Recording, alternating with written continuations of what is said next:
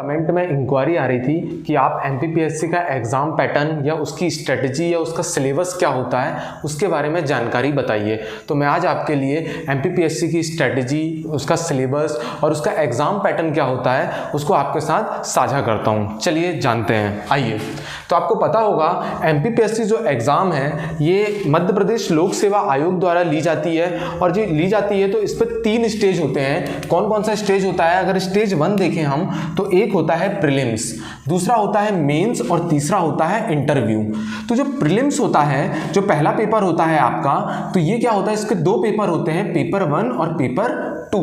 तो पेपर 1 में आप देखेंगे जनरल स्टडीज, ये समान ज्ञान का पेपर होता है जिसपे आपकी इकोनॉमिक्स आएगी, आपकी पॉलिटी आएगी, कुछ आपका साइंस का पोर्शन रहता है। और ये आजकल क्या कर दिया गया है, इसको 10 यूनिट में इसको डिवाइड कर दिया गया है। जो पेपर 1 है आपका वो आपकी 10 यूनिट में डिवाइड है ना। और ये जो 10 यूनिट है इस पे आपको मैंने बताया ना अभी, आपको इकोनॉमिक्स है, पॉलिटी है, करंट अफेयर्स है, आईसीटी जोड़ दिया गया है, इंफॉर्मेशन कम्युनिकेशन एंड टेक्नोलॉजी, जो आपको 9th यूनिट में देखने मिलेगी। और कुछ आयोग या कमीशन को भी क्या करा है, इस पर ऐड कर दिया गया है। ऐसा माने इस पर 10 यूनिट को पूरा मिक्स कर दिया है, मगर किस पे किस यूनिट से कितना वेटेज आएगा ये बिल्कुल भी इस पर डिफाइन नहीं करा है। ठीक है, तो ये आता है, तो इस पर आपको 100 क्वेश्चन आएंगे और 100 क्वेश्चन आएंगे और प्रत्येक क्वेश्चन 2 मार्क्स के होंगे, इसलिए 200 मार्क्स का ये पेपर होता है। और आपको यहाँ पे कोई भी नेगेटिव मार्किंग नहीं मिलेगी, नो नेगेटिव मार्किंग है। ठीक है, और इसी के साथ आपको एक सेकंड पेपर होता है, उसी दिन होता है, जिसे हम सीसेट बोलते हैं। ये लगभग इस पर मैथ्स रहती है, जैसे एनालिटिकल रीजनिंग होती है, लॉजिकल रीजनिंग रहती है, डिसीजन मेकिंग जैसे क्वेश्चन आपको ज़्यादा इस पर देखने मिलते हैं। ये ओनली सिर्फ क्वालिफाइंग रहता है। बट अगर आप स्टेट सिविल सर्विस की तैयारी कर रहे हैं तो आपको इस पेपर में ज़्यादा फोकस करना पड़ेगा। क्यों? क्योंकि आपको एक क्वालिफाइंग तो करना पड़ेगा। सी सेट की ये खासियत है कि सी सेट जो पेपर है इस पर आपको 40% लाना ही होगा। जब आप इस पर 40% लाएंगे तब जाके आपका पेपर फर्स्ट चेक होगा फॉर एसएससी, मतलब स्टेट सर्विस एग्जाम के लिए।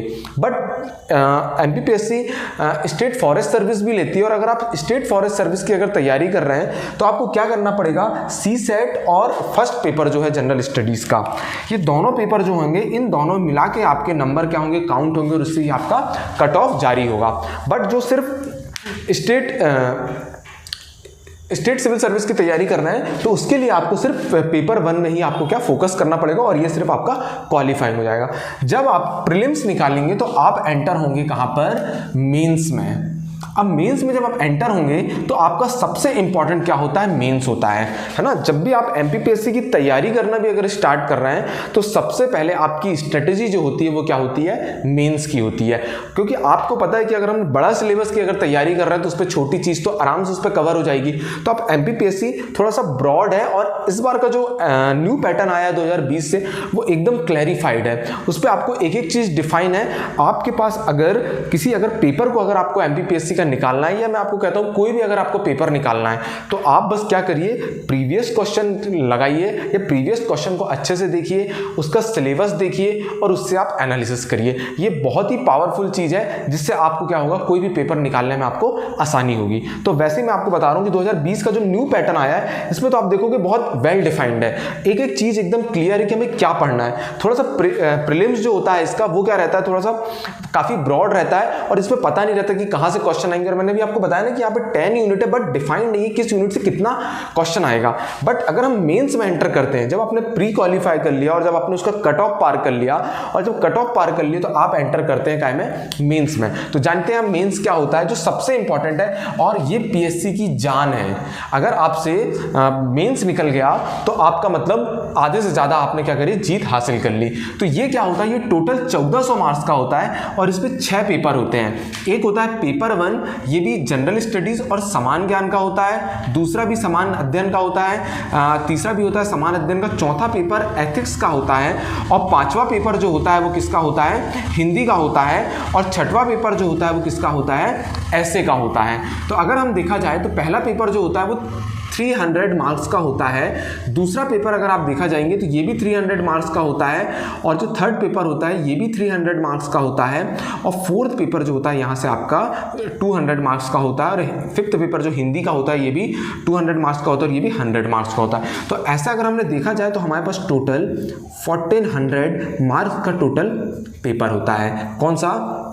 मेंस। इसके बाद आपको जब आप मेंस क्वालिफाई करते हैं तो आपको क्या बचता है? इंटरव्यू। और ऐसा अगर हम टोटल देखा जाए तो एमपीपीएससी में हमें जो टोटल मार्क्स होते हैं वो हमारे कितने होते हैं? टोटल मार्क्स जो होते हैं वो कितने होते हैं? 1575 से हमारा टोटल होता है।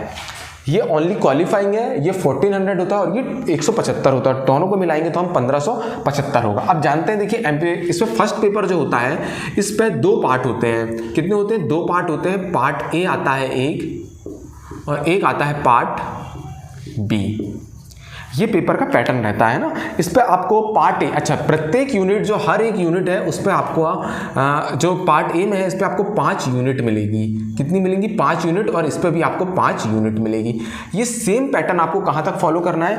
पेपर 3 तक आपको ये पैटर्न फॉलो करना है। सेम चीज़ रहती है। तो 5-5 यूनिट एक एक में रहती है, 5 यूनिट। तो प्रत्येक यूनिट से आपके 30 नंबर के क्वेश्चन आते हैं। तो 30 × 5 क्या आएगा? 150 नंबर का ये पेपर होगा, और 30 × 5 इसको करेंगे तो 150 नंबर का ये पेपर होगा। तो टोटल पेपर आपका 300 नंबर का होता है। ये पैटर्न सेम आपको यहां तक फॉलो करना है।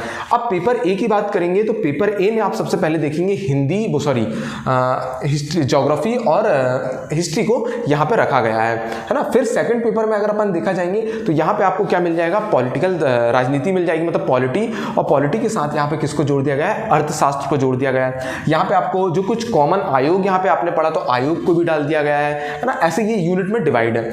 यूनिट 3 में देखोगे आप तो आपको इकोनॉमिक्स मिल जाएगी। इकोनॉमिक्स के एक सब्जेक्ट आपको यहाँ पे सोशियोलॉजी भी यहाँ पे पेपर 2 में देखने मिलेगा। अब यहाँ पे आपको देखने मिलेगा पेपर 3 में आपको साइंस एंड टेक्नोलॉजी आएगा, और ये पेपर आज के टाइम में सबसे टफ आ रहा है।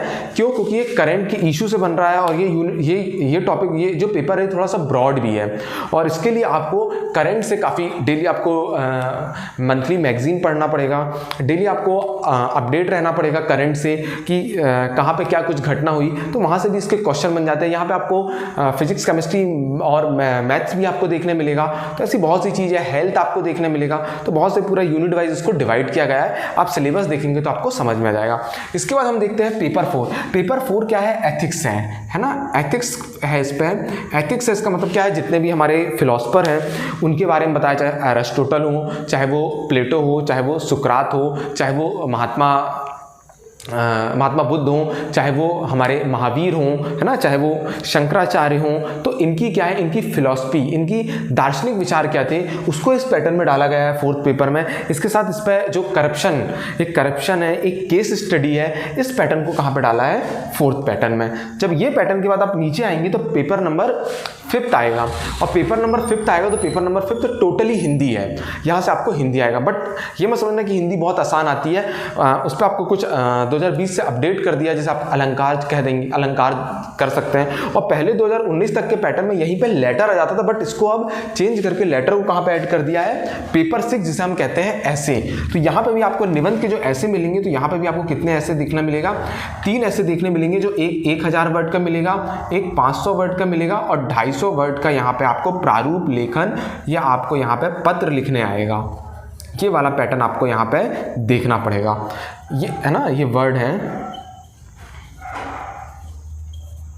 तो इस प्रकार से इसकी पूरी स्ट्रेटजी होती है, और ये पूरी मैंने क्या स्ट्रेटजी होती है, और ये इसका पूरा सिलेबस है, और इस प्रकार से ये नंबर बटे हुए हैं, और ये टोटल नंबर करके हमें क्या करते हैं? 1575 तक जाना है। बट इस पर थोड़ा सा ध्यान रखिए, क्या होता है, ये 900 नंबर का पेपर है और ये 500 नंबर। कभी भी आप जब पढ़ते हैं तो आपको स्मार्ट वर्क करना है, नॉट अ हार्ड वर्क। आपको क्या करना है? स्मार्ट वर्क करना है। अब इसके लिए आप समझिए, ये पेपर 3 में आपको लगभग 6 से 7 सब्जेक्ट पढ़ना पड़ेगा। सोशियोलॉजी पढ़ना पड़ेगा, पब्लिक एडमिनिस्ट्रेशन पढ़ना पड़ेगा, और पॉलिटिकल थिंकर भी हैं अंबेडकर जी के, राम मनोहर लोहिया के, तो ऐसे बहुत से टॉपिक रखा गया है। मगर आप देखिए अगर आप इन टॉपिकों को पढ़ते हैं और ये जहाँ पे टोटल अगर आप करते हैं इनमें, तो यहाँ पे आपका 900 मार्क्स होगा और 900 मार्क्स होगा और 900 मार्क्स में हम क्या करते हैं, ये क्या इंटरेस्टिंग टॉपिक है, हिस्ट्री है, ज्योग्राफी है, इकोनॉमिक्स है, पॉलिटी है, तो हम इसी में फंसे रहते हैं और हम क्या करते हैं बाकी ये 3 पेपर में ध्यान नहीं देते। बट जितने भी आप टॉपर से पूछेंगे और जितने लोग भी आपको बताएंगे, जानकारी देंगे, सभी लोग आपको क्या करेंगे, आपकी मेनली फोकस जो रहना चाहिए वो पेपर 4, 5th और 6th में रहना चाहिए। इनमें क्यों रहना चाहिए, क्योंकि ये पेपर क्या है थोड़े से लिमिटेड हैं और ये क्या स्कोरिंग सब्जेक्ट है। आप एथिक्स पढ़ लिए, आपका एथिक्स कंप्लीट हो जाएगा, आपकी हिंदी पढ़िए, आपकी हिंदी कंप्लीट हो जाएगा, आपका ऐसे, तो कहीं ना कहीं ये लिमिटेड है और ये स्कोरिंग सब्जेक्ट है। तो ये जब आप पढ़ लोगे, ये इसके कंपैरिजन में तो काफ़ी कम सिलेबस है और जब इसको पढ़ोगे तो आपको खुद सेल्फ कॉन्फिडेंस आएगा कि हमारा 50% सिलेबस कंप्लीट हो गया है। तो मैं ये नहीं कह रहा कि आप इसको मत पढ़िए, आप इसके साथ भी इसको पढ़िए, बट इसके साथ इनको पैरेलल दीजिए। अब लोग क्या करते हैं, बस एक ही गलती करे जा रहे हैं, हिस्ट्री ज्योग्राफी पढ़े जा रहे हैं और वो कह रहे हैं हमारा सिलेबस नहीं आता।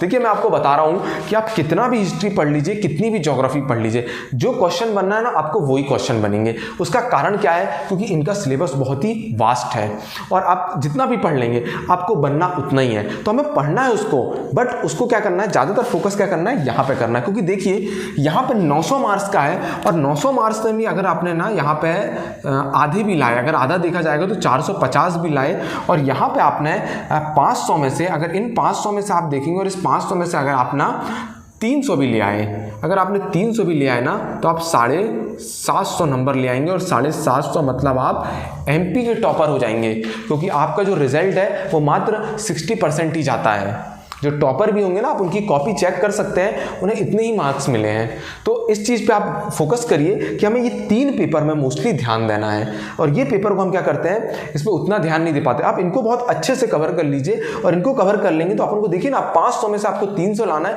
बल्कि यहाँ से आप अगर 50% भी लाते हैं तो भी आपका काम बन जाएगा। तो इस प्रकार की आप स्ट्रेटजी फॉलो करिए, आपको ये जरूर बहुत फायदेमंद रहेगी। ठीक है, चलिए अब इसके बाद मैं देखता हूँ कुछ क्वेश्चन पैटर्न आते हैं। जब हम मेंस लिखते हैं तो मेंस लिखते समय हमारे पास कुछ क्वेश्चन पैटर्न आते हैं, वो कैसे रहते हैं चलिए उनको देखते हैं।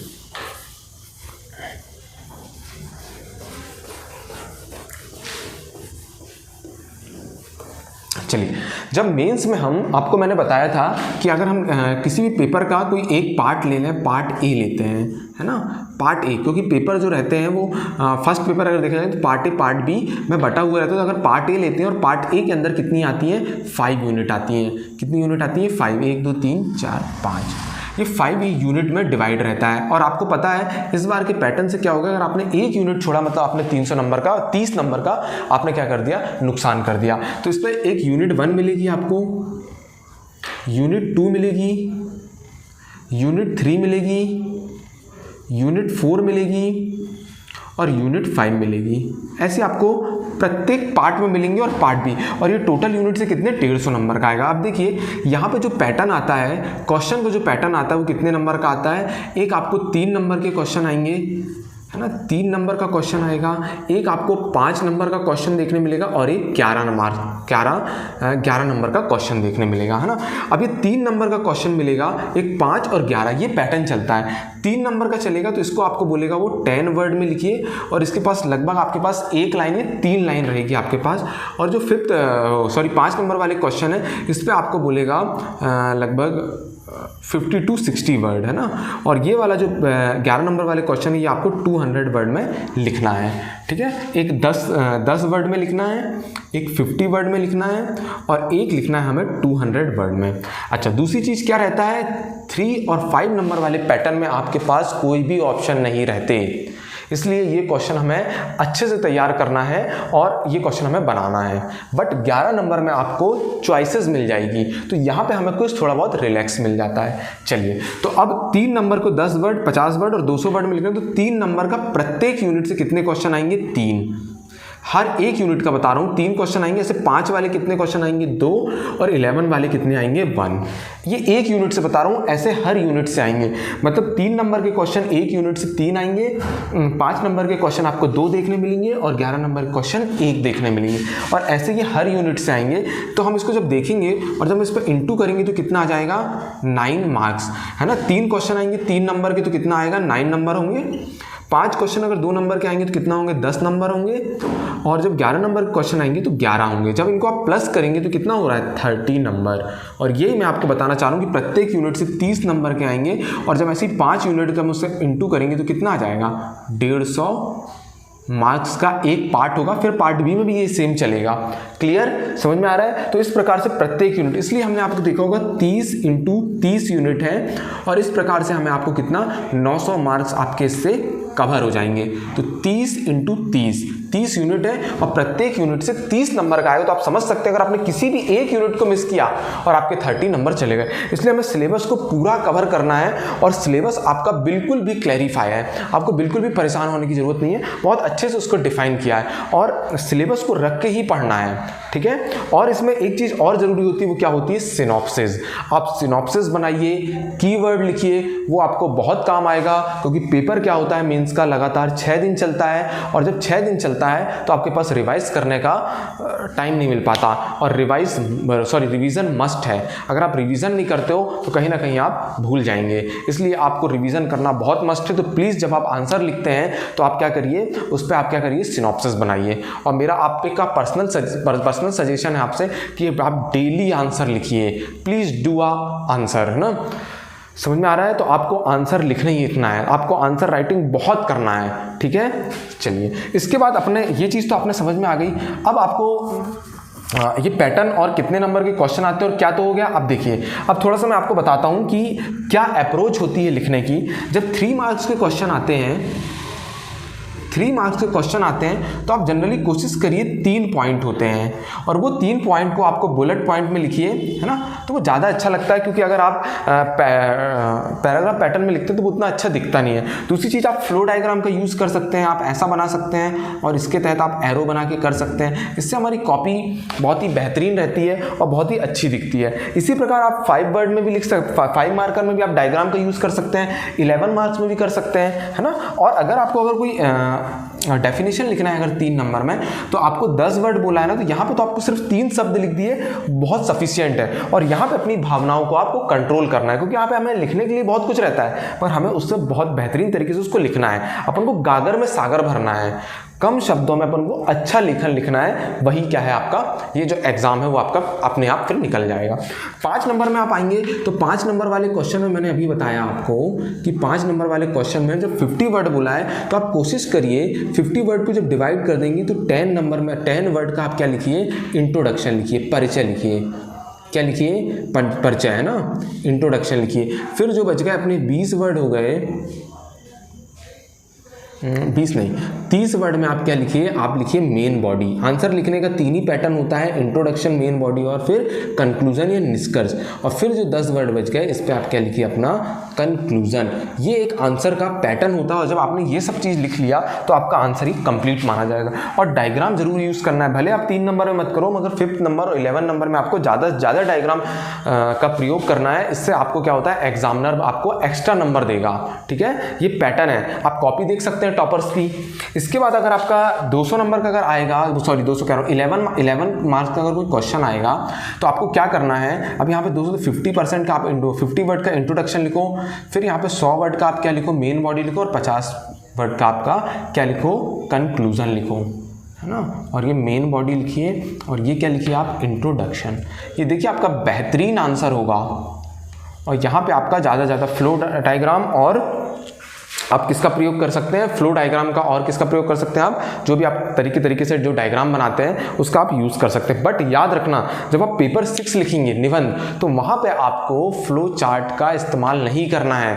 वहाँ पे एक अच्छे निबंध की विशेषता नहीं है कि वहाँ पे आप किसी चीज़ को फ्लो चार्ट में बताएं, तो उस चीज़ का आपको ध्यान रखना। बाकी आप पूरे पेपर में इसका आप कहीं पर भी प्रयोग कर सकते हैं। चलिए, तो यहाँ तक सबको समझ में आया कि कैसे क्या लिखना है और कैसे क्या करना है ना। आगे की क्लास में आपको बताऊंगा ड्राफ्टिंग क्या होती है, ड्राफ्टिंग प्रारूप होता है, आंसर कैसे लिखा जाता है और क्या आंसर लिखने की अप्रोच होती है, और उसका भी एक क्या ड्राफ्टिंग होता है। मैं आपको एक ड्राफ्टिंग दूंगा, उसके तहत आपको क्या होगा, सारे पेपर में बस आपको उसको सेट करना है और आपका एक बेहतरीन आंसर हो जाएगा। तो उसको मैं आपको अगली क्लास में बताऊँगा। अगर आपको, है ना, जानना हो तो मैं आपको उसको अगली क्लास में बता दूंगा। आप नीचे कमेंट में भी लिख सकते हैं। अगर आपको अगर कोई एनी क्वारीज होगा इससे संपर्क में, तो आप उससे संपर्क भी कर सकते हैं ना। और हमारे यहाँ पे क्लास भी चल रही है, आप देखेंगे तो यहाँ पे प्री की क्लास भी चल रही है, मेंस की भी चल रही है, टेस्ट सीरीज भी चालू हो गई है, तो आप इस पर ज्वाइन कर सकते हैं। चलिए ठीक है, जय हिंद।